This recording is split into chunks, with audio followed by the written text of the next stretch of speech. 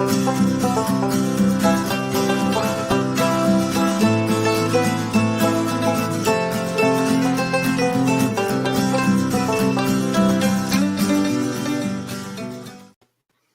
everybody, it's Kevin Hackenberg, and I'm so excited to come to you live tonight. It's Thursday night, and where is your snowfall at? You know, there's like people that are getting snow. It's like a winter wonderland out there in Philadelphia. I was out today walking barefoot in the snow.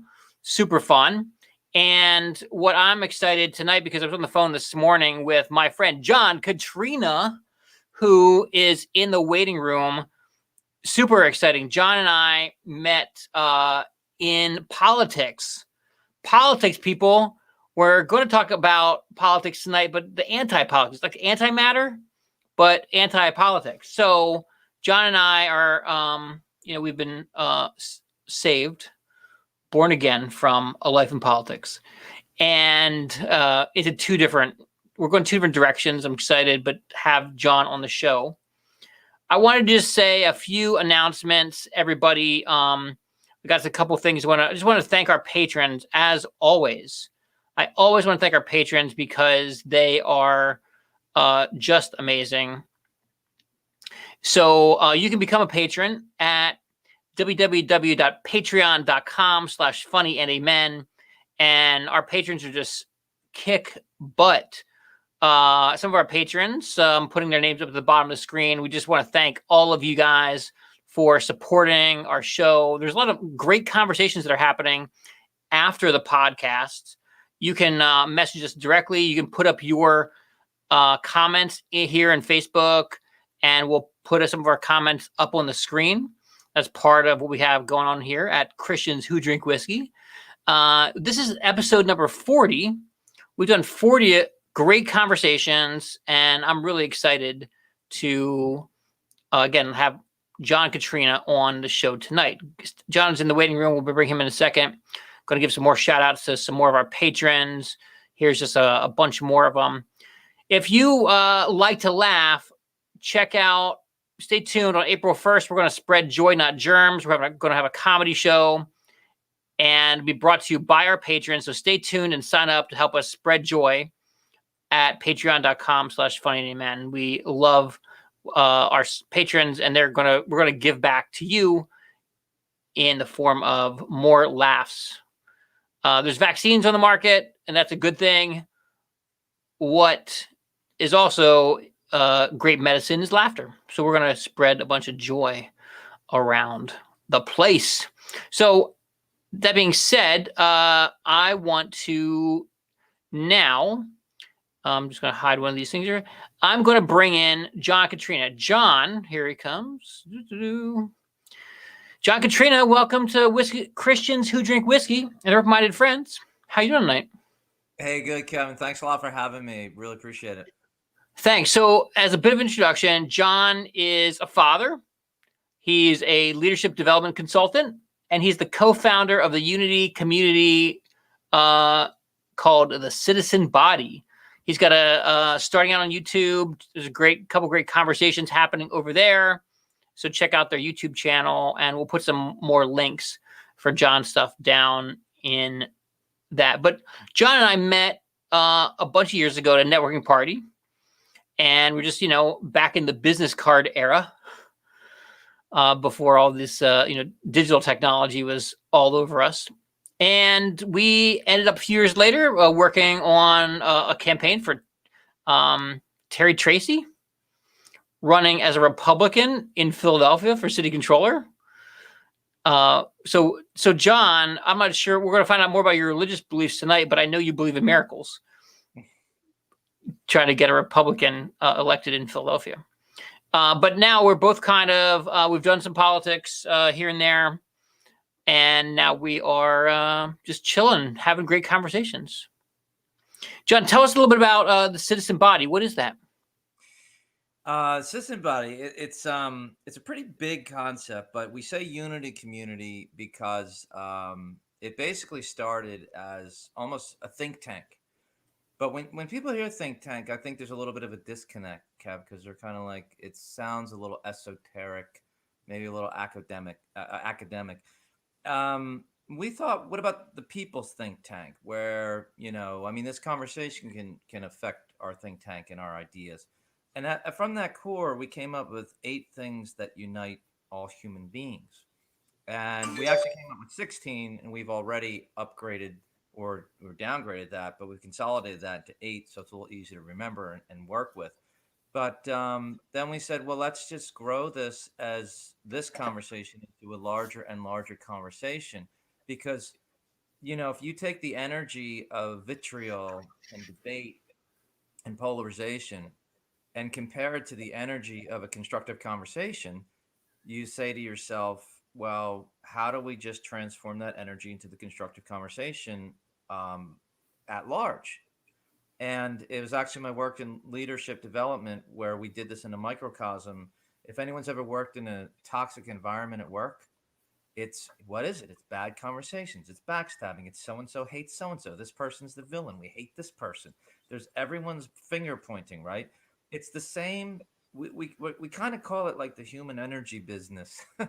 But then we said, if we can do this with 10 people in a business, or then 100 people in an organization, or 1,000 people, why don't we just keep moving this out into the communities at large? And then just that conversation, we want to just grow. It includes everyone. It doesn't matter, what your ethnicity is, what your skin tone is, what your sexual preferences are. It doesn't matter what your faith is. We all are united by things that are already uniting us. But the problem is, in politics, we're working from what divides us in, and we're crashing like a computer. We're crashing at those divisive points. We said, if we work from what unites us out, then it's like a clean building. It's almost like building a building. Like we're trying to operate on something without the anesthesia, without the proper process, we think. So System Body is a community, but it's a think tank at the core. And it's a process. It's a process of dialogue. It's a process of thinking and of building together. I love that. There's so much. If we're trying to build something, Yeah. why not try to build it together and Mhm. not with the backstabbing and that kind of stuff? That's great. Yeah. And I think the key is, Kev, it's like there are a lot of groups out there, and we want to partner with a lot of them that try to say unite red and blue. And they try to do things that I think are good, but it's not just about being nice. Like, and this is why I'm glad, and I should clarify for your listeners that, when you and I didn't realize you had a departure from politics. You just did a video for us, what I remember, but I guess you were doing other. Let me say this. I still work in politics. My main career is a video producer. Yeah. I'm a director. I'm a freelance director, a freelance cinematographer, freelance producer, and also run things for my company. And I still get hired by the politicals that be to tell their story or sell their product. I mean, it's very interesting. There's a moral. You're sort of asking me moral questions, like, is that right? I have, over my career, I've made infomercials for products that don't work, and I've seen politicians by their ad agencies have their agencies tell them you have to do it this way if you want to win. And I've seen people compromise their morals in less than a half an hour in order to win an election. You know what, Kev? And it's that idea, like you said. If we're focused on stabbing each other, the citizen body, can't heal. It can't move forward if there's infighting. It's like a marriage. Your marriage can't. If you're stabbing your spouse, it's not going to work. If you're stabbing your brother, he's going to punch you. It's there's that brotherly wrestling that happens sometimes, but you need to kind of work that out and move forward together and build something together. Yeah, we're not really doing it in a brotherly way, are we? It's become much more malicious. So maybe we are doing it in a brotherly way, but we need to like do it in a friend way. Yeah. Okay. Well, I guess it depends on your relationship with your siblings, but um, we um we always just as brothers like that one punch that now it's changed and now it's like on. It's like fun. Everybody's laughing, everyone's slapping, and then all of a sudden that one punch and it's like, yo, man, that was like now you just escalated it, right? Yeah. um, we've gotten to the escalation point, I think, because I Yeah. see people, you see unity commercials and all these different things. And I understand where they're coming from. To try to just get unity from the political arena is the think tank quickly decided these are moral issues. You brought up that great example, the people that change their morals on the dime to win, right? So we identified through this alien perspective, this is a system. If you and I go up in a spaceship and we're not Kevin anymore and John, we're just two alien dudes looking down, watching these humans, and you actually spend some time. And one of the things we do is we train people in these techniques because there's there's things you need to practice almost like a dojo, like a martial art. Like you need to get the technique to where it becomes automatic. So if we're looking down like aliens on the globe and we're seeing the political system at work, and I was in it, I was really deep in it. It's really about winning and losing. When your livelihood's coming from that, and one of Yeah. the reasons I got out of it is because I know I had the divine discontent. I said I can't abide with violating my principles and my morals in this broken system anymore. So we need the political arena to get fixed, but the root is at a moral place and a spiritual place. Yeah. And I think one thing that's always been interesting about you, Kevin, is as a Christian, I've been able to talk to you about spirituality and learn. And me, as what I would call closest an agnostic, had have roots in Roman Catholicism and Christianity, but I actually respect the spiritual talks even more when people are open and willing to talk about it, because I feel like there's a true desire to learn going on. It's Yeah. not, let me show you how smart I am, let me show you how right I am, because one of our founding principles is that we mostly don't know. We most of it is unknown to us, you I know? think that if you look at if you look at Christianity, there's this concept that uh, the Christians are called children of God.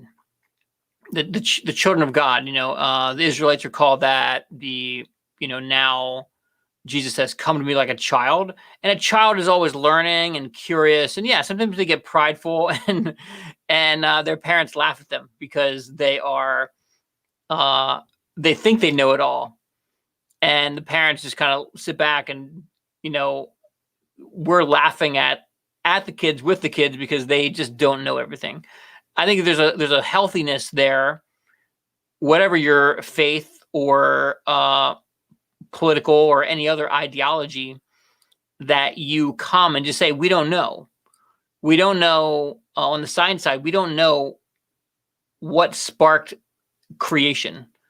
Call Mhm. it Big Bang. Call it creation. Whatever you want to call it. We don't even know. Yeah, no, for We've got sure. a good guess. Some people have good guesses which way it was there or whatever. But and there's certain science to back things up. I'm not trying to like be anti-science here, but at the same time, we don't know. We No, weren't there 6,000 years ago. We weren't there 600 billion years ago. yeah. And the same is true on the political side. It's all gesturing. Hmm. If this happens, if we vote this way, then the dominoes are going to fall that way. Yeah. You have an idea. I have an idea. Blue and red have an idea. We don't know. We, And you can look at history. You should look at history, and you should do other things. But you have to come back and say like, I don't know. That's a very healthy place to kind of like say, here's what I'm thinking. I'm bringing it to the table. Let's talk about it. Let's share it. You bring something. It's a potluck. It's a potluck of ideas. We don't have a potluck anymore.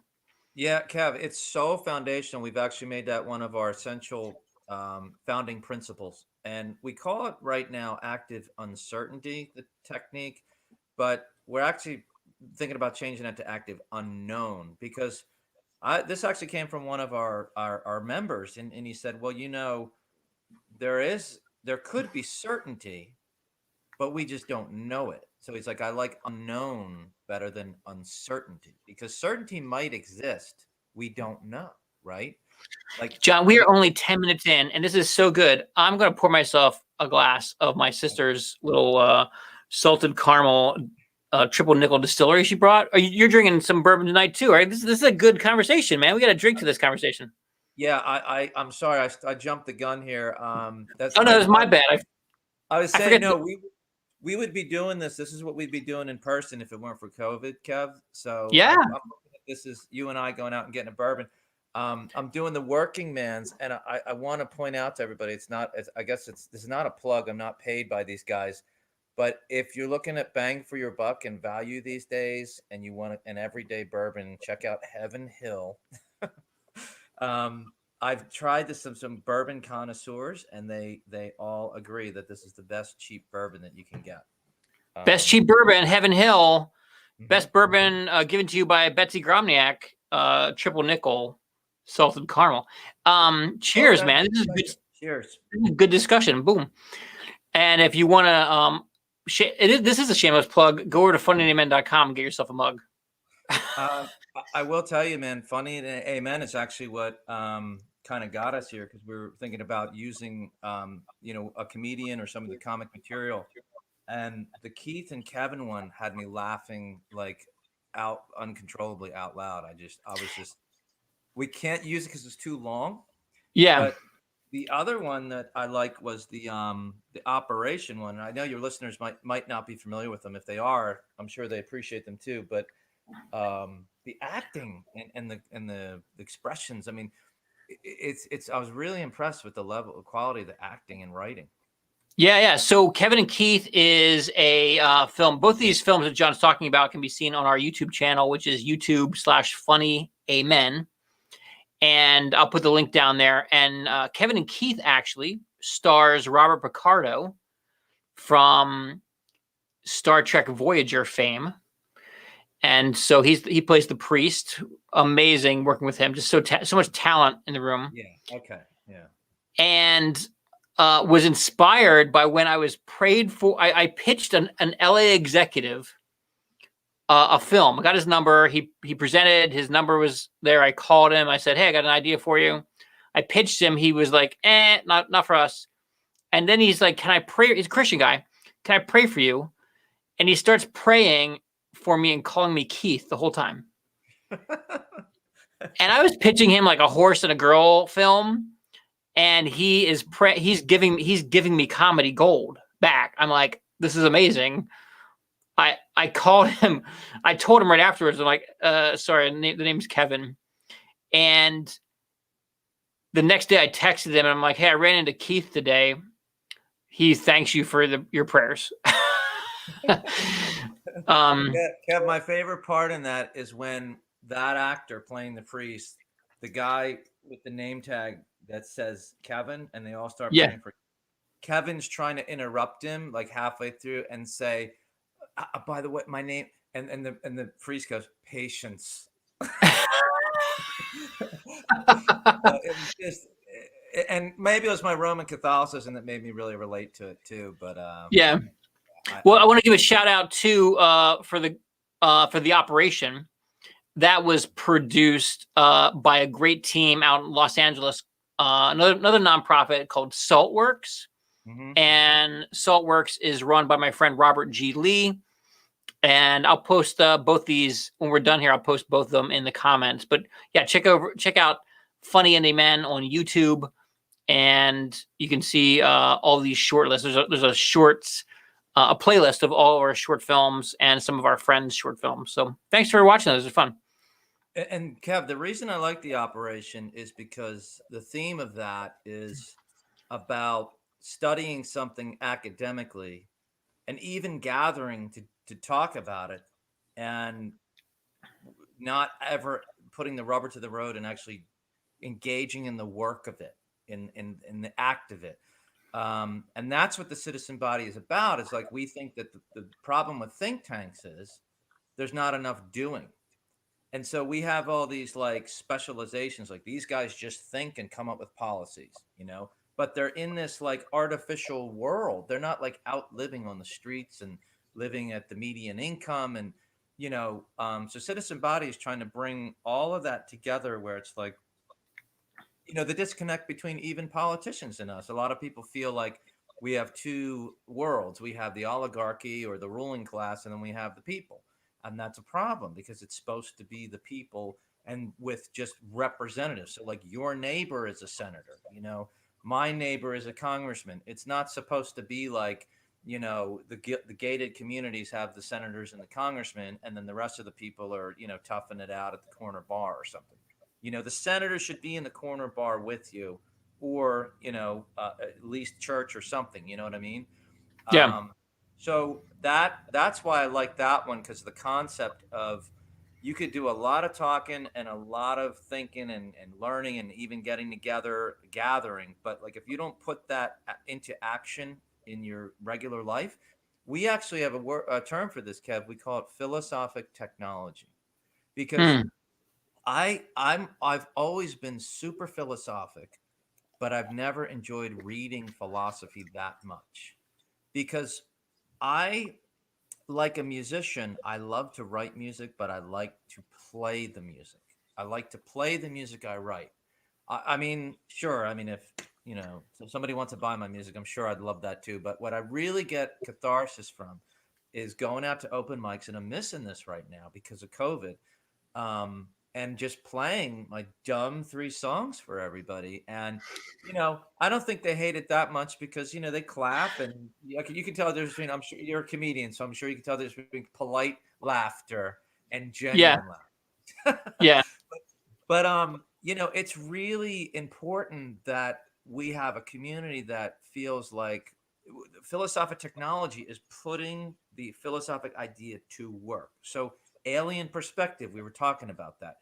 Actually going through the mental exercise of reading a news story and pulling back to say, wait a second, if I were looking at what's happening in America right now from an alien perspective, how would this look to me, with these people saying these people are evil and these people saying these people are evil? And when you start examining it in a scientific way, you start developing this sort of outside yourself, something bigger than yourself. And that ties into the spirituality.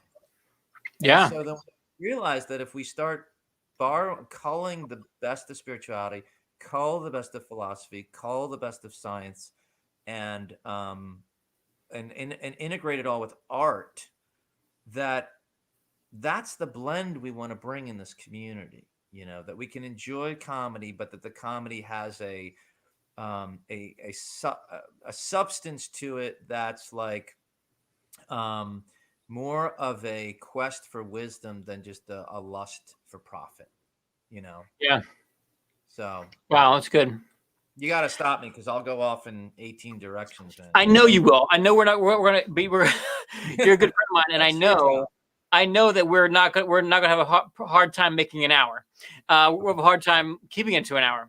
Yeah. But what I really love, and you just joining us, John was talking about the alien perspective, which you told me this today, and I just blew my mind. What if aliens showed up and looked down on my life, John's life, your life at home? What if they looked at this? What if they looked down on America? Would they see what we want them to see? If they look down on the oceans, would they see a human race taking care of the planet, or would they see trash blowing around and whales and dolphins getting sucked up with plastic bags? So it's a beautiful perspective. Like what would aliens see when they come join us? Maybe they're here to take us over. I don't know, but we should give them, if they're going to take over our planet, we should give them something nice and beautiful, and be inspiring to be like, yeah, let's take them over. It'll be doing the planet a service. It'll be doing the universe a service to get rid of these infighting creatures. So I think it's a very great perspective, that alien perspective you mentioned, John. Yeah, an alien perspective, we typically think of that as friendly, like you're the alien almost. Like it's like putting yourself outside yourself and what we call your comfort configuration. So like your comfort configuration, it's sort of like your comfort zone, but it's all of the complex beliefs and process that you grew up with and became like your individual operating system. So one analogy that seems to really help people is and I'm like Mr. Analogy, so that's kind of a nickname. So if I start if I do too many, Kev, just stop me, stop the madness. I'll do But impressions. You do analogies. Go. okay. So the analogy is when you're speaking with someone, right? I was amazed. Like I'm the nerd in me like loves learning about like this most random stuff, and I've always been a little fascinated by the phone charger, the little cube. And I don't know if I shared this one with you, but it's a fascinating thing. I think most people know if you took a cord and just plugged it into the wall and then directly into your phone without that little adapter that you have for your Android or your iPhone, that the phone would essentially fry, right? Like it's done. So that's just electricity, right? But when you get the raw electricity or a lightning bolt, the way it just destroys stuff, that's raw energy. That's it's untreated and manipulated or they call it modified energy, right? What that little box does is it actually translates alternating current out of the outlet into direct current, which it then needs to translate back to alternating current to a stepped down voltage. Then it translates it back to direct current to be usable in your device and do all the brilliant work that your phone does so that it doesn't fry, right? So There's I a, thought there's a lot happening in that little square. there's a lot going on, man. It's actually called a switched mode power supply, or most people think of it as an AC adapter. But Yeah. this gave me an idea in our think tank is that wait a second, human beings when we speak to each other, we're kind of exchanging energy, right? Like if I have this really big conviction, there's like an energy behind that in my comfort configuration. Like I want to tell people like about this brilliant thing that I think is great for them, and I want to help them, right? But you might be pushing 120 volts into a 5 volt DC, and that's what we realize is that we human beings are even more complicated because you have to have a switched mode power supply for a different one for almost every human being you talk to. So that's part of the work in the citizen body is realizing that like look, if we just even have that conception that we respect that you run on a different voltage, this person runs on a different voltage, we don't all run. And what happens when someone gets angry and it turns into a fight? It's like a clash. It's like a breakdown. When people get angry and fight, and at worst, fist fights break out when people are really angry. That's like a crash of your human electricity energy. What It's crashed. What's interesting, John, when you were talking about that, we each person has their own voltage and needs a different converter to get that power from one person, that intention, that Mhm. intensity, Yep. conviction. Yeah. Like you have a conviction about science. I have a conviction about religion. You got a conviction about the planet. I've got a conviction about conservative ideals. You got a conviction about like democratic ideals. And what's interesting is in the biblical context, I heard a pastor talk about the day of Pentecost once, and that's the day that uh, in the Bible it says the Spirit came down and the disciples could speak in different languages. Hmm. And yes, there's a lot of people just study this and they're like, oh, can I speak in Portuguese now? I don't even understand Portuguese, let alone how to speak it. But maybe it's not that complex. Maybe I can just speak the John Katrina language. you know, maybe that power converter for you is being able to plug your ideas into the Kevin Hackenberg voltage and port to figure out like can I listen to you? Can I actually hear what you're saying without having it plug in too much power and make me go berserk or fry me in a way. I think one of the reasons you and I work is because we have a little bit of a similar, we say this word, we say we're on the same wavelength, right? But take that concept even more, where it's not just like just because we agree, but leadership has to do with being able to communicate with people even that you aren't on the same wavelength for, and use that adapter. So, we really want to teach people those 8 things that unite us are getting together on the wavelengths we all share. Then we can start building kind of those adapters outward. Because the human relationships, if we lose them, we didn't really win. You know what I mean? Like, people think, and this is actually a Nietzsche quote that a lot of people might be familiar with, but maybe not. And by the way, I want to say something. There's no person that I ever quote or mention that means I endorse everything they've ever said. So I just want to give that caveat, because I am I'm so I think much. I think that you've quoted me, so I take personal offense to that. No, Well, hey, with let me that just interrupt quickly. Stacy Rapp had a great thought here. Questions are the converting agents. that's Questions yeah. questions more than truth telling, Yes. and we should truth tell. But I think questions are amazing. Yes. You find great leaders that ask a lot of questions. Read the Gospels. Jesus Christ, probably more questions than he gave answers for. Yes. Because it gets questions get the listener thinking and not ready to and give them the honor of responding. Yeah. Thanks, Stacy, for saying that. And thanks, Floyd Wilder, Floyd Wilder says, I put it up earlier, an alien quote from an outside view might say, "Who are these mofos?" And James Hackenberg, also a relative, he says the aliens would be confused. Thanks, guys, for responding. If you want to respond, I can put your quotes in our conversation. So thanks for the interactivity, Stacy and Floyd and James. Well, on the question thing that Stacy said, that's a great point. But here's the caveat: is that so in Citizen Body we say we don't have answers. We're not like one of these organizations where it's like, you want answers, we have them. Here's what you need to do. We just think we're better at asking questions because we keep asking the questions. And if you have better questions, it will move you closer to truth, right? So we can all unite in pursuing truth. But the problem is when, you say, I own the truth and I'm going to get it into you, you start to have problems.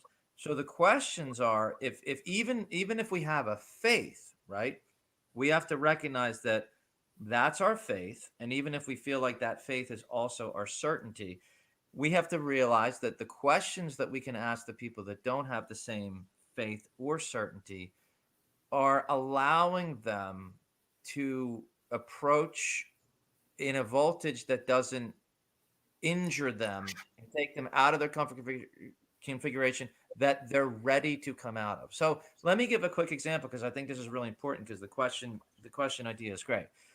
You can ask a question that's laced with, sarcasm, that's laced with, condescension, that's laced with, you can still make somebody very angry with a question. But we try to help people ask really good questions. And what happens is, Kevin, I think you and I, the reason we even want to do this is because we're really just genuinely curious. And even if it's not so much just about John, it's about that unknown. We call it the great mystery. And like you said, we don't really know. People say, well, where did we come from? They say the Big Bang. Okay, where did that come from? Oh, well, we don't really know. There's a great quote. I don't know the guy who said it, but he said, science could never guarantee us that it'll be used for good by itself. So if you take faith and spirituality out of the equation, that's where you get the evil scientist, right? So we don't know. Like Dr. Evil? Yeah. Yes, exactly like Dr. Evil. But see, that's why we need them all. You know what I mean? And then that becomes a question. Okay, where did we come from? We're still trying to answer that question. Where did life really begin? Now, obviously, Christianity gives us an answer, but how much of that is metaphor, and how much of that is literal? People are going to have different interpretations, right? John, let me just throw out a shout out to Charles Washington Jr., who was on the podcast. Charles, I just finished my Uncle Ernest bottle, so we need to have another podcast. But Charles puts out the Alien Outside View. Check out Space Trader by Derek Bell, or the film The Day the Earth Stood Still. I'm not too much of a reader, so I'm going to watch the film. But I'll get that on Audible. And also, Charles says this interesting concept as far as speaking others' languages and energy transfer. So it's a great analogy, John. Thank you for sharing it. And then Stacey wraps back. She agrees. Honest questions, truly wanting to learn about the other person. Truly wanting to learn about the other person. That is like, my pastor was before the election was preaching about politics, and just, one thing I just loved him saying, shut up, Brad Leach. If you ask yourself, or say to yourself, say out loud, I don't understand how anyone could vote that way. Mm-hmm. That's an amazing place to be.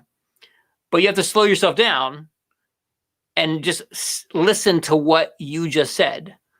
I don't understand how anyone could vote that way. You're admitting, if you slow down enough, you're admitting that you don't know it all.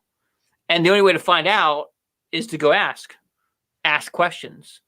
And that's where the information exchange can really come into play, I think, really beautifully.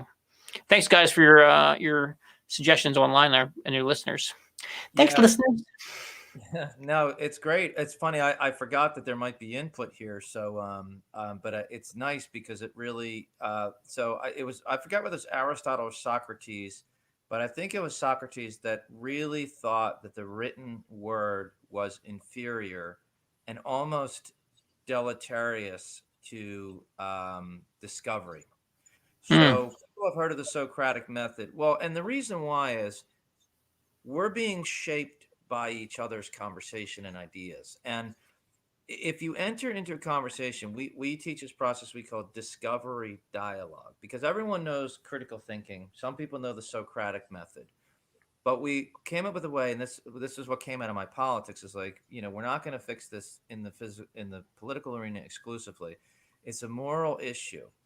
But the problem is people get really scared to talk about morals. What do we learn growing up? Never talk about religion, and then morals are close to religion, so steer clear. So it's like never do exercise because it's kind of painful and it takes work. And then don't talk about politics either, because that's also, somebody might get mad. So our solution as a species has been bury it in the sand and maybe it'll just go away. And it's really, to us in the think tank, it's like, this is really just a question of we've never developed the skills to be able to talk about these things. And there's actually, not all memes are bad, but there's a famous meme about this. And it actually says, because we've been taught to not talk about religion and politics, we've become people that are only incapable of arguing with each other because we don't have the skill. I mean, I don't know the poetic way to say it. But part of I do like this much stand up. Mostly I'm sitting down. But what I've been saying about my family, the Hackenberg family, James, if you're still listening, you'll get a crack at this. The Hackenberg family, we are great talkers, but we are terrible communicators. We can talk, but can we listen? Can we dialogue? Can we communicate about can we communicate about our schedules? My wife and I, every morning, she's like, so what's your day like? And then like, next thing you know, I'll be going live with you. And she'll be like, you didn't tell me we were going live. I'm like, I didn't know it was happening until 10 a.m. this morning.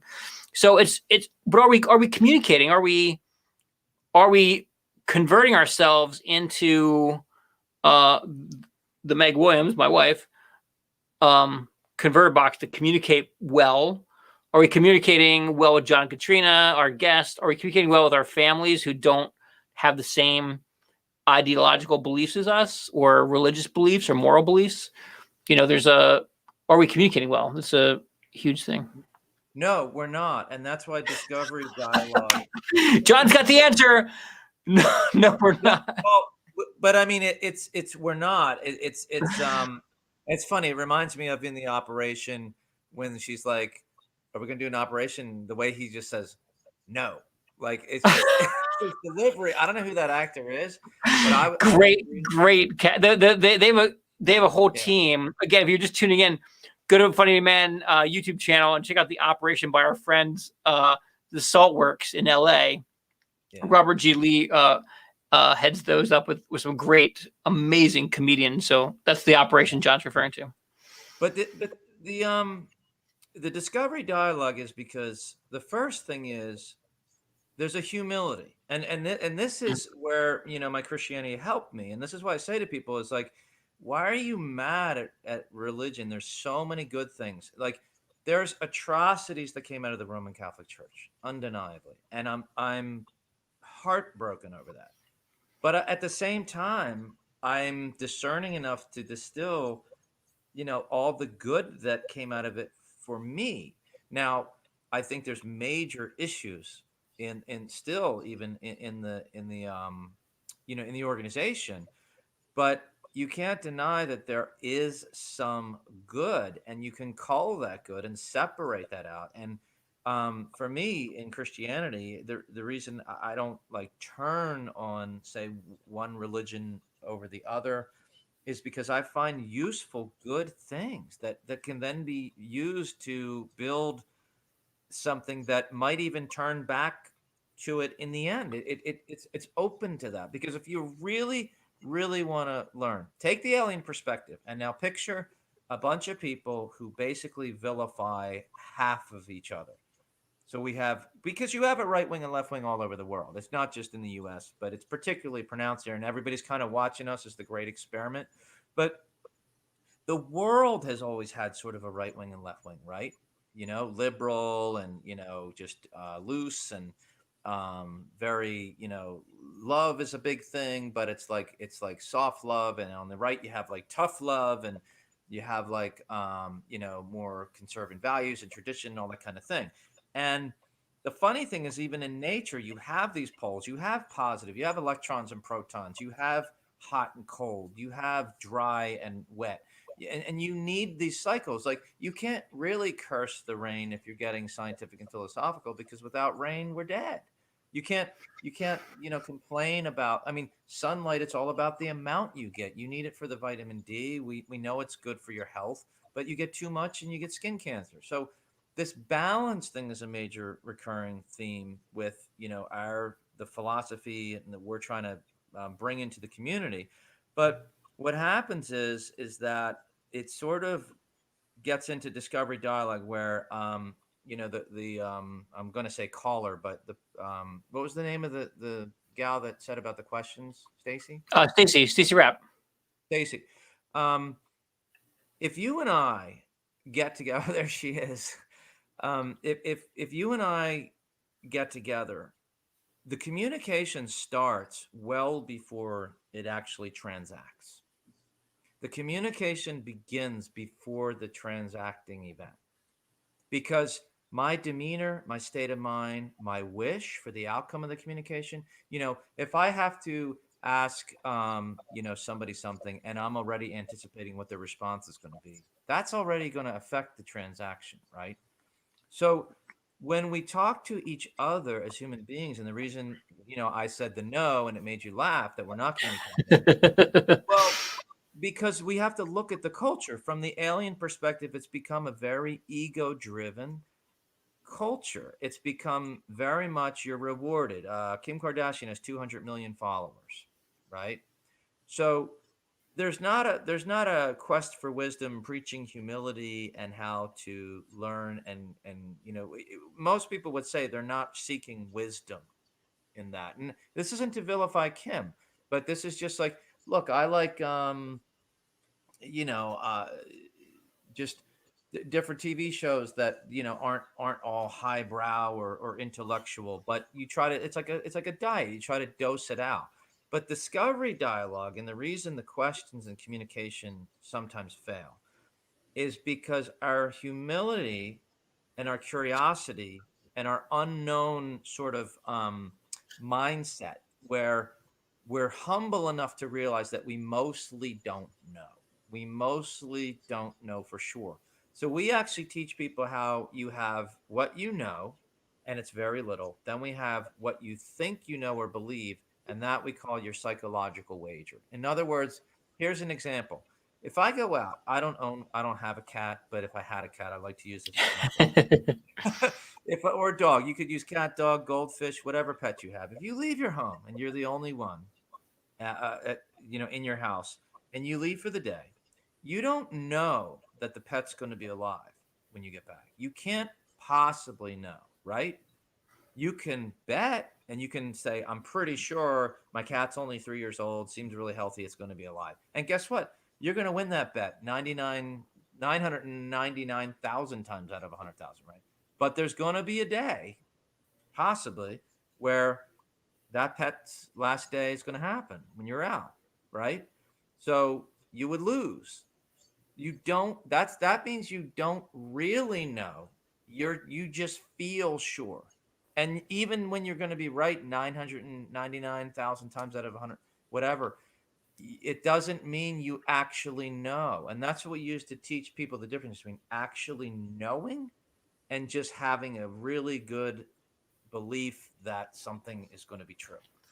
John, you're segueing. You're like jumping all the way to the end of the program. I got some great. I'm so excited because I've got 2 brand new questions for my guests that I came up with this week, and one of them is about legacy. So, what's the question is going to be at the end of the program? The last question we're going to ask is, what is the legacy of your cat? that 1%. When you came home, what kind of life did your cat want to live? But pause there. We're going to come to that in a second. I just want to give a halftime shout out to all of our patrons. If you're a patron, you're listening, thank you so much for checking out the podcast. You've been watching Christians That Drink Whiskey. They're open-minded friends. If you want to become a patron, you're loving what's happening here, the dialogue that's happening, go check out www.patreon.com/Funny&Amen. You can go over to our YouTube channel, which is youtube.com/Funny&Amen. Forget the and there. And we just want to give again another shout out to all of our patrons that support us. You guys are rocking it and bringing amazing conversations to the world. And I think the patrons are actually the converter box that are helping us do this. So thank you, all of our patrons. We love you. So, one more halftime shout out. We're going to have coming up in April 1st, Leave a Legacy of Laughter, Spread Joy Not Germs comedy show. So check that out. Stay tuned. We're still putting together the program for that. John, we've been talking now for a good while, but I want to get to the usual questions. And I appreciate it, man. I appreciate you coming on the show. I saw Ernie Schooley was listening in. Ernie and I had a great conversation offline with another open-minded friend.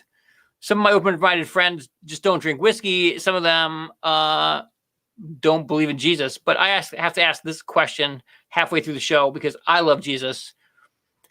The question is, John, Katrina, what do you think of Jesus? With where you're at now in life, what do you think of Jesus? I think that we have a supreme example in the Bible, because that's all we could really know, unless we have a personal relationship. That takes it to another level. But just again, alien perspective, and obviously you could probably tell by this point, I default to that. You have someone who's affected the world and even politics and even the foundation of even the country to such an extent. And even in my own life, the example that we're talking about, and I'll share this from the heart. I remember the moment that I said, it's not that I don't want to believe. It's just that I don't feel like I have all my questions answered, and I can't be genuine in saying I don't have any doubts. I wrote an article called Heavenly Bells. It's not published yet on our blog because we're pre-launch, by the way. Your listeners should know we're not. I mean, they can look at preview some material, but we're doing a startup fundraising to launch the Citizen Body. So it's called Heavenly Bells, about when the Pope visited in it was 1979 or 80. I wrote the article, now I've already forgotten, all the way up through all the stuff that happened, and then me deciding my favorite biblical character was Doubting Thomas. My maternal grandfather was a Russian Orthodox priest, and I remember in my teens, I write about this in the article, having a discussion about my doubts with him at that age. And he really was good, and he really pinned me down on some things, but I was like, he still didn't extinguish all of my doubts, right? And so if people, I'm sure your listeners know the Doubting Thomas story, but just super quickly, he's the apostle that didn't believe until he said he'd put his fingers in Jesus's wound and things like that. So that example of Jesus, though, stuck with me, and the self-sacrifice theme that Jesus conveyed in that story, that I don't know that any other religious tradition has conveyed so well.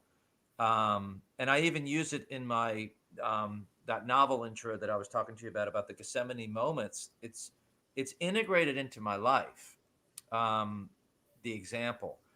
So, but the reason I remember that I didn't go to full conviction, Kevin, it's because I said I can't live up to it. Because to me, when I read the Bible, and I'm not talking about all the from birth through like 12 or 14 when I went to church every day in the Roman Catholic Church. I'm talking about in my 20s when I joined Bible studies and went the full Christian route.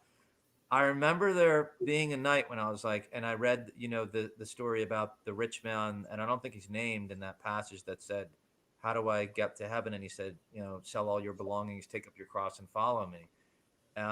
For verily, I assure you that sooner will a camel pass through the eye of a needle than a rich man will enter my kingdom. And I'm sure I'm messing up the wording. I think I'm mixing. No, I think you're putting two stories together, but it's very. Am I? Yeah, I mean that's the hard part. The hard part is when you can buy your way in this world, why do you need to trust in another world? Yeah, I'm out of practice. But I said to myself, to me, it was saying, there's not really two masters to serve. It's you're going to spend your life not building wealth. And I knew, I said, I don't believe enough that I'm willing to not have some measure of that in trying to solve this human problem that we've had for 100,000 years, of just the way power and wealth concentrates in fewer and fewer hands. And I remember saying at that point, when the meek shall inherit the earth, I said, we can't wait. The meek, that doesn't mean the meek should rise up. That doesn't mean the meek need to revolt. But I think there's a way the meek can outthink the narcissistic abusers of power. But so to answer your question in that very long-winded way, is tremendous reverence, respect, constant influence. But I do then blend that and juxtapose and compare to some Buddhism ideas and some ideas from Hinduism and some just everything that comes into me. That doesn't mean that those ideas negate Jesus's teachings and his example and all that. It just, to me, it just further expands and gets us better questions about the greatest of mysteries. So here's this is a good time. We forgot to do it at the beginning, but actually it's a better time.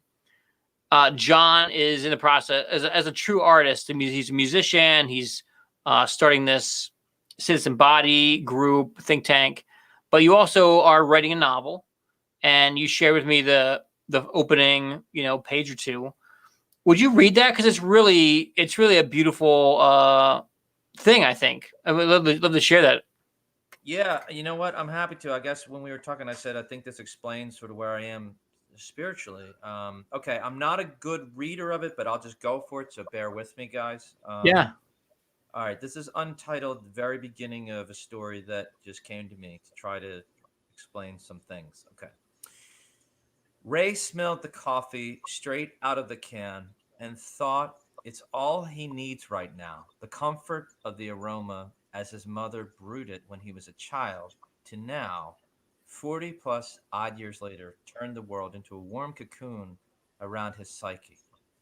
It's got to all balance out in some way, he thought, for the 100,000th time. Good, evil, God, no God, war, peace, famine, feast.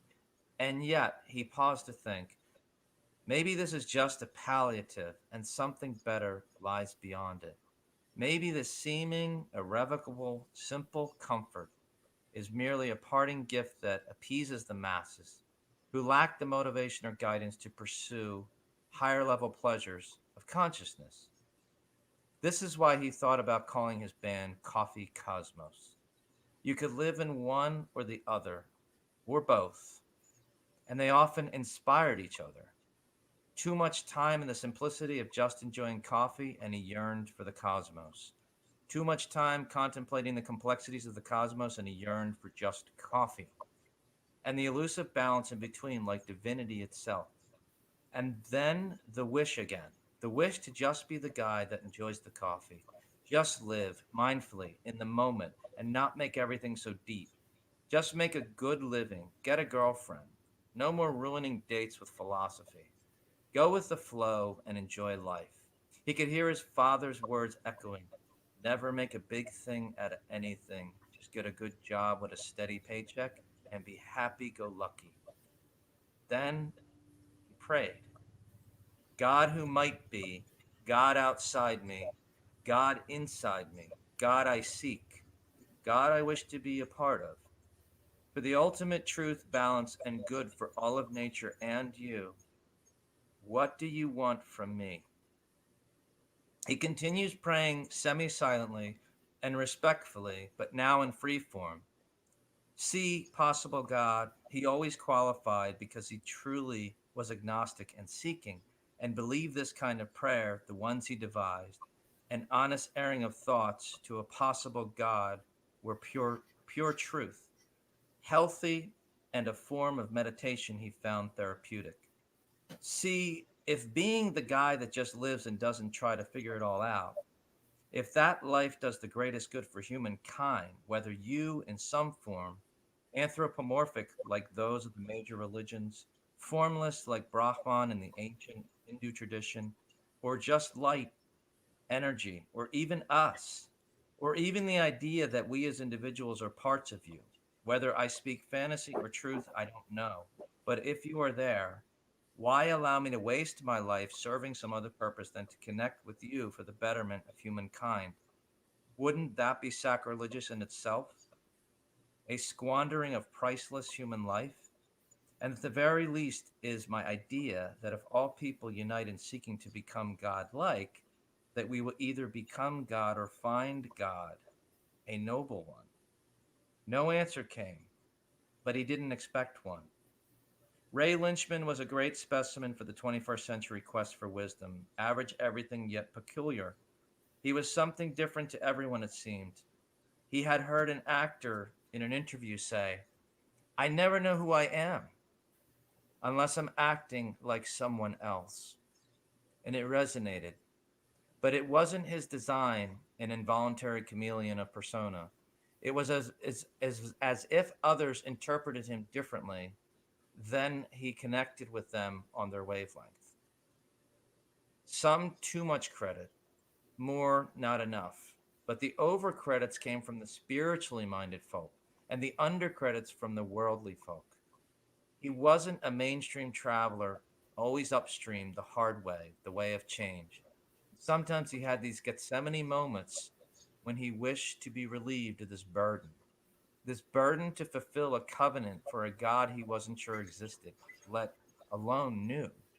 But where is this directive coming from? Imagination, Messiah complex, self-sabotage, subconscious, random biology? It didn't matter because he realized that by embarking on this journey and taking it to completion, he would advance the quest for human wisdom, God, or just knowledge, like a scientific experiment that lasted for one human life. And we would reap the benefits or results upon death. Ray Lynchman would make a great contribution to the advancement of human wisdom, spirituality, philosophy, science, and art, or serve us as an example of a delusional lunatic. The coffee was ready. It was 8:08 a.m. on Tuesday. I love that, man. It's great. It's like it's the thoughts that are going through our mind as we contemplate humanity, as we contemplate God, as we contemplate our relationship to God or our belief in him. And it's a great little piece of art there. I really appreciate it. Floyd Wilder, an artist himself who needs to come on the podcast and play some of his artistic music, gives you the. Oh, thank you. Appreciate it. It's kind of stream of consciousness, but I pray, and it's funny because people say to me, "You're agnostic." Some people say you're the most Catholic agnostic I know. Actually, my ex-wife used to say that to me, but it's true because, well, it was funny because we had this dynamic where she was Catholic and then she went to Christianity, then back to Catholicism, then back to Christianity, but she was always in church and Christian, and I was always feeling like, I was always feeling like I don't want to say morally, superior, but I just felt like I was more bothered in my conscience and trying to be more spiritually and like more spiritually accountable, I should say. And she would do things like, treat people meanly and, use, profanity and language. And I do too. But like, it's just, I felt like the parent in terms of the morality, and she was the one. Now, that doesn't mean that. See, a lot of people see that they see someone who professes a faith acting in a way that doesn't seem to, back that faith up, and then they say, "Well, that means the faith is bad." And I never did that. I said, I don't think that's a problem with the faith. I think that's a problem with the individual. But it was kind of a funny dynamic. You could almost make a comedy series out of that. I used to commute with my friend Mike Bland back in the day. I was gripping on movies and commercials, and we would talk crap about the people that we worked with and whatever. And then along the way somewhere, I would be like, well, you got to put yourself in their shoes and whatever. And he always said, like, you're ruining it, Kevin. We're just venting. We can't just vent, and you can't bring it back to this moral, but maybe for me, that was my little bit Jesus is listening. I better, for at least a minute here, act like I care about the other individual. Hey, got some good things here. I want to check this out. Earlier we were talking. Early Schoolie says, check out the history of the church from 0 to 300 AD. The meek did overcome by love and sacrifice. I think they overcame. I think he might be talking about them overcoming the Catholics, but that's actually a different time period. But there's a really interesting. There's some great history of the church doing great things, and some great history of the church doing some not so great things. And Todd Letcher asked a great question. Where do you think the best place to be on the spectrum you described? Having the psyche to just sit back, relax, and enjoy a cup of coffee, or submerging yourself in the questions of the cosmos? That's what the coffee is for, Todd. Sitting back and just enjoying it on the porch at Camp Susquehanna, looking at the mountains. That's where it is. The Roman Empire. Ernie Scully corrects my history. 300. We were the Christians were overcoming the Roman Empire, or the Roman Empire was collapsing on its own because, like the American Empire, the Caesars were duking it out. Hey, I want to get on to some more. We've been talking. It's been a great conversation, but we got a couple more questions I want to get to. Okay. The next question on our usual suspects list of questions is, and this is I love this one, because we are these human beings sharing this perspective, and you brought on this alien perspective, like what happens if someone comes from the outside and looks at us.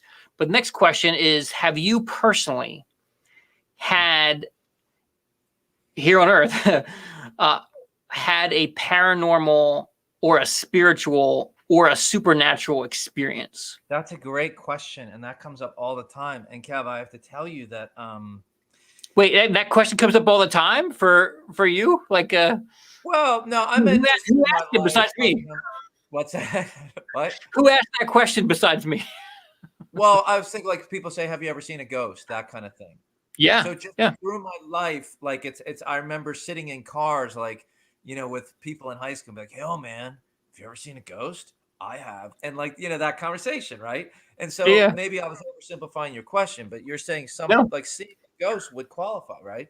Yeah, the question actually got rooted in my brain. It got rooted when I stayed in Reading, Pennsylvania, at this woman's house. We were on a film shoot, and you know, budgets are what they are, so you find a bedroom to like sleep in. And in the morning, myself and the gaffer came down and to have breakfast and go off to the next day of filming. And our host says, "Did you have any visitors last night?" And I was like, "In my bedroom? Like, did you come in?" And she's like, "Sometimes people there had been an explosion there, a gas explosion in 1800s, and she sees a little boy come and visit. Kid guy died, and she sees a boy come and visit people all the time there." I did not experience that myself. That's someone else's experience. But have you seen a ghost or had other kinds of paranormal, natural experiences? Not only have I not, but the reason I love the question is because when I was coming to that realization that, you know, I asked myself, if someone held a gun to my head and said, you know, say that you don't believe in Jesus, would I be willing to die? And that's how I knew I didn't have utter and true conviction, and then I would be a hypocrite to say I did. But I feel like I got such great lessons and teaching out of it, and I'm still open to it, right? I remember trying to talk to Jesus and say, why don't you show me a ghost or something? I was kind of doing the down times, like, show me something. I've never seen anything in my life, a ghost. And it doesn't mean I don't even believe in it. It's just that my honest answer is, I've never seen a ghost. I never had a premonition. I've had deja vu. That's probably the closest thing, but most people have experienced that throughout their life. But I thought it was interesting because I would say most people have experienced something like that they said like was really odd, or you know what I mean, like some kind of at least a hint of it. I've never had. I was like begging for it because I wanted to believe. I wanted to see something that, because I'd been talking to other Christians at the time who said like, well, you know, this miracle happened or this sign. And I was utterly, authentically open to it. And I just felt like I'm not seeing it. It's, you know, Yeah. It's not, and then I can't fabricate it because then it's not genuine. Yeah. You're like, God, prove you exist through a ghost, some kind of supernatural things. And then like, it doesn't happen. You're like, I want to make it up just because I want it to happen. Right. So I appreciate the authenticity there, John. Well, and by the way, Kev, I realized that faith, you know, if it has to be proven, that's the whole Doubting Thomas story, isn't it? The whole story is, blessed are those who have not seen yet still believe. Then that kind of devoids the definition of faith that you have to have proof, right? Like I'm home, my cat's alive, I'm faithful, doesn't kill. It's not the same thing. It's not faith anymore. That's awesome. It's just observation, right? Yeah. You've gone from faith to observation. So, Charles Washington, the Schrodinger's cat of being right. You have to explain what that is to me, Charles, or maybe John. Do you know what that is? Okay.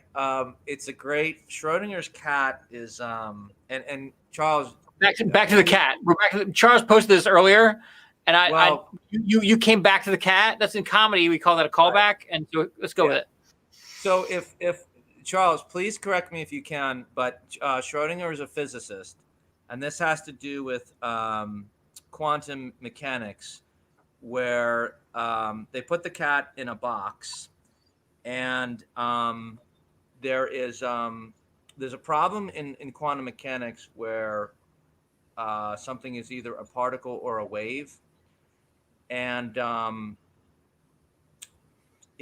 they release, like, I think it's cyanide into this box, but if you try to observe it, the cat is both. It's a physical problem where the cat is both alive and dead at the same time, because it has to do with whether the quantum mechanics are acting like a particle or a wave at the time. I think I'm really butchering this, but it's basically has to do with the cat is both dead and alive at the same time, and it's a puzzle that no one solved.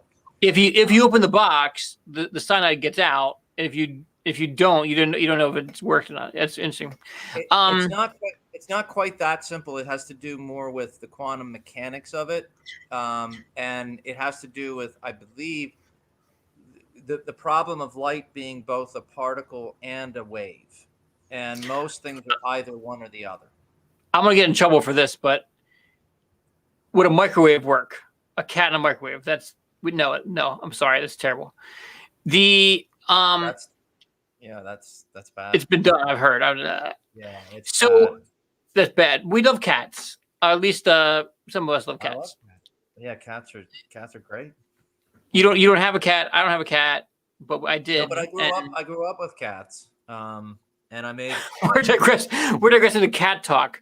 We're gonna put up some pictures of small kittens. You can check out the videos that I directed for Litter Genie. 15 videos about cats, and it was right after my working with Neil Patrick Harris. So my career was like Neil Patrick Harris, and I thought that I had peaked. My directing cat career had peaked, but then I did cat videos for the internet after that. So you went from Neil Patrick Harris to cats? To cat videos. I thought I had peaked at Neil Patrick Harris. Well, cats probably have more views on the internet than Neil Patrick Harris. It's true. Hey, so 2 more questions. Okay. And these are my new questions for the show. I'm really excited about them. You mentioned you go away and the cat, there's like a 90% chance the cat's alive when you get home. Yeah. Not if you try the Schrodinger's cyanide thing. Right. But there's a death, right? I was talking to a friend last night. She went to 2 funerals yesterday. Yeah. One on virtual. You can go to as many funerals as you want in a day. What do you want your funeral to be like? Is the question. Let me reverse these questions. This is my first time asking them, so I'm botching this bad. Let's reverse these questions. The other question is, what do you want your legacy to be? Legacy. Okay. What do you want your legacy to be, John? Because I thought you said something about a cat legacy before, so I was working on that in my head. What do you want your cat's legacy to be? We can answer that one first and then move on to your legacy. The cat's legacy, I wish, would solve Schrodinger's cat. Is it dead or alive? That would help advance human thought. My legacy or the funeral? We'll do your legacy first, and then the funeral. It might be the same question, but the legacy is more. How does the life of John live on? Okay. This is such. I mean, this is comedy. There's a little comedy in this podcast, Kevin, and we're talking about, something so profound, because there's so many principles that interact with this. What is an entire life summed at? And some people have calculated, and I try to calculate, about 60 billion human beings have lived. Some people say it's even more. My really, really back of the envelope estimate was 60 billion. It could be 100 billion. It could be less. I could be wrong. And each one wants to feel significant, right? And yet, if we overdo that, then we feel more significant. The citizen body concept ties into this, because it's like you have trillions of cells in your body. all of them have an individual identity and separate functions and separate lives. They don't not all you're not born with 10 trillion cells and then you die with those same cells, right? They're constantly living and dying within you. So what we did is we extrapolated that idea of what nature shows us about how that all stays in this miraculous homeostasis or balance and cooperates for the good of not just the individual cells, but the entire organism. So that's the citizen body concept, is we can live like that as cells in the larger body of us. Some of us are dying, some of us are living. The problem with that is people say, well, I feel kind of diminished because I want to be a big star. I want to be I want to have this huge legacy. I want to be like the king of pop, or I want to be the king of this or the queen of that. And that's, I think, something we struggle with in religion is like, and the meek thing is like, some people are like, well, man, I don't want to be meek. I want to be an Instagram influencer. I don't want to be meek and poor. I want to be, the best basketball player ever. I want to be, MJ's records and LeBron James's records. I don't even know who's got the best records at this point. But so for me, we have this principle in the citizen body called iteration. And that is, what if everyone did likewise? What would that world look like from the alien perspective? So if I say I want to be famous and I want to be the king of analogies and I become a trillionaire for analogies, for some reason analogies becomes trending and hot, and I become the king of all analogies, and that like what was Howard Stern was the king of all media, right? So now the king of all analogies, for whatever reason, analogies becomes the greatest thing in the world, and now I'm a trillionaire and richer than Bezos, and that's the legacy. And when I was young, I thought like that. I'll be honest, like that's when I was in my teens, I was like, that's success. But we also actually in our think tank came up with a definition of something we call true success, which is that your life, if iterated throughout the citizen body, other people's lives, and your actions and what you did, if it would be beneficial to the whole of the citizen body, then it's good. It's success. If your life is iterated and everyone can't do it, or it would wreck everything, then it's probably not that great. It might be great for you, but so the problem is people say, well, does that mean that I can't be the king of pop or I can't be the king of analogies? No, but then it goes back to, what do you want to be the king of? The honest answer is the king of analogies probably wouldn't be a trillionaire.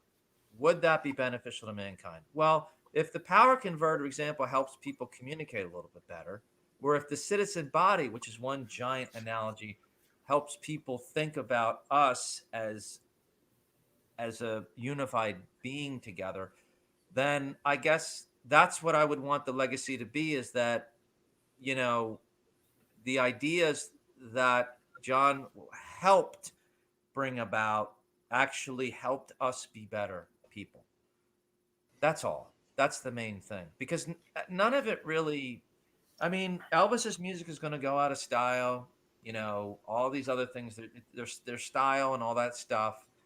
And I've always been more concerned about how do we advance and lessen human suffering and increase human joy and truth and balance and growth in the world.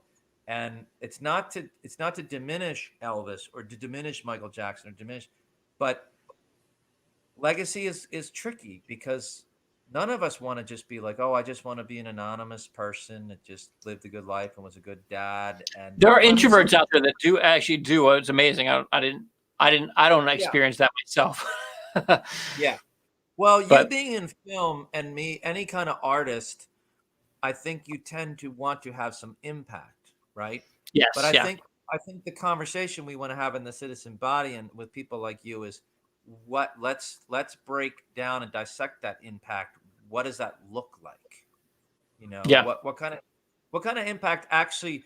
I mean, it's funny, Kevin, because I remember a guy saying to me like, tons of people said to me, because obviously the citizen body has a vision that's ambitious and imaginative, but they're like, look, human nature, you'll never change it. Like, you'll never change. And I say, really? We used to club each other over the heads, and we had hunter-gatherer gods, and then when we discovered agriculture, we had agricultural gods, and then we started developing civilizations, but then we became a little bit warlike, and we started having more war type gods. And I said, we had slavery like across the globe, and we're reducing that to almost nothing. And I said, we are advancing, we are getting smarter. Why are we stopping? Like, don't we want to keep getting, like, do we really think war is going to be here forever?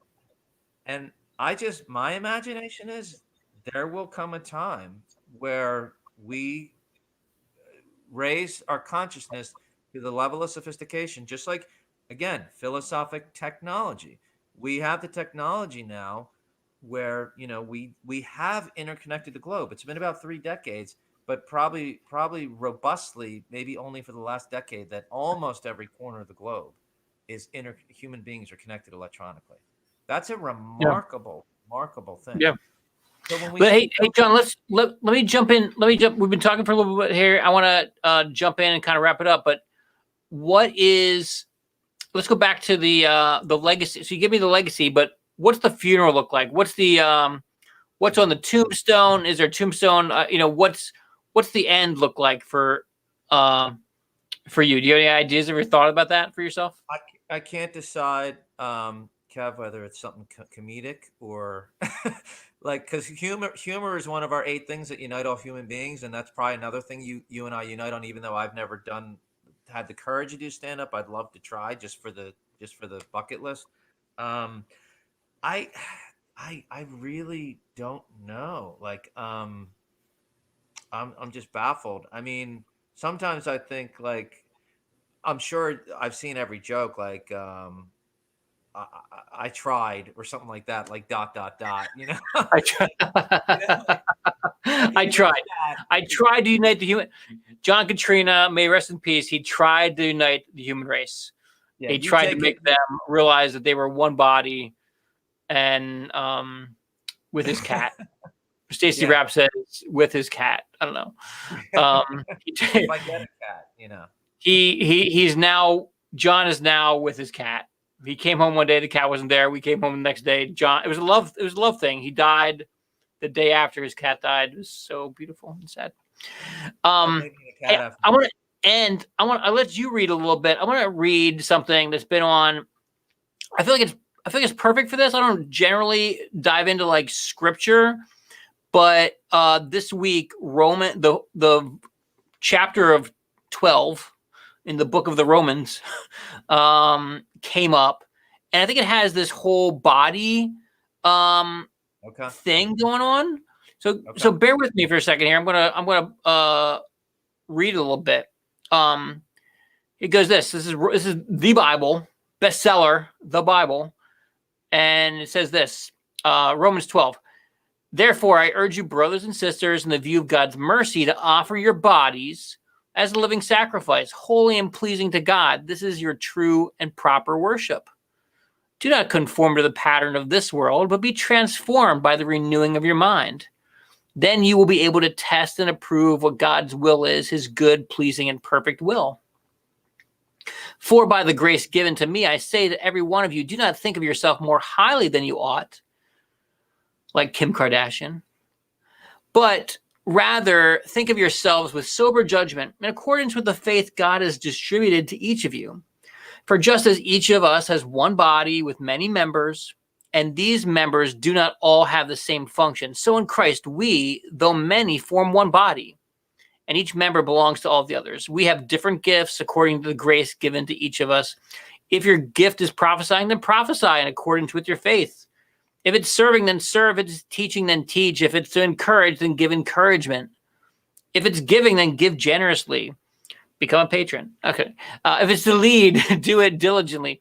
If it's to show mercy, do it cheerfully. Love must be sincere. Hate what is evil. Cling to what is good. Be devoted to one another in love. Honor one another above yourselves. Never be lacking in zeal, but keep your spiritual fervor. Serving the Lord. Be joyful in hope, patience in affliction, joyful in prayer. Share with the Lord's people who are in need. Practice hospitality. Bless those who are persecute you. Bless and do not curse. Rejoice with those who rejoice. Mourn with those who mourn, for John's cat. Live in harmony with one another. Do not be proud, but be willing to associate with people of low position, like John and myself. Do not be conceited. Do not repay anyone evil for evil. Be careful to do what is right in the eyes of everyone. If it's possible, as far as it depends on you, live at peace with everyone. Do not take revenge, my dear friends, but leave room for God's wrath, for it is written, it's mine to avenge, I will repay, says the Lord. On the contrary, if your enemy is hungry, feed him. If he's thirsty, give him something to drink. In doing this, you will heap burning coals on his head. Do not do not be overcome by evil, but overcome evil with good. It's a beautiful that was given to me by my friend Sarah this week, and I think that the what you're preaching, teaching, experimenting with in the citizen body, what I'm inspired by what I believe to be the word of God given to mortal humans to be shared around with people like my friend John and you listening to us on the worldwide internet of podcasts. Share, ask questions, and thank John Katrina for coming on to the show. Thank you, John, for being here, man. Thanks for having me, Kev. This was great. It was like you and I having a bourbon and catching up, but also sharing it with some people. So it seems like, that you got a nice audience here. I really appreciate everybody. Stacy, Charles, James, Floyd, whose name really isn't Floyd, and everybody for checking out the show. If you want to be on the show, just reach out to me, DM me. If you got questions, I can connect you with John. If you got questions for him, got questions for me, I really appreciate it. Do check out the Citizen Body and be a part of it. It's great. All right, John, stick around. I'm going to play this outro, cut the broadcast, and we'll see you guys very soon.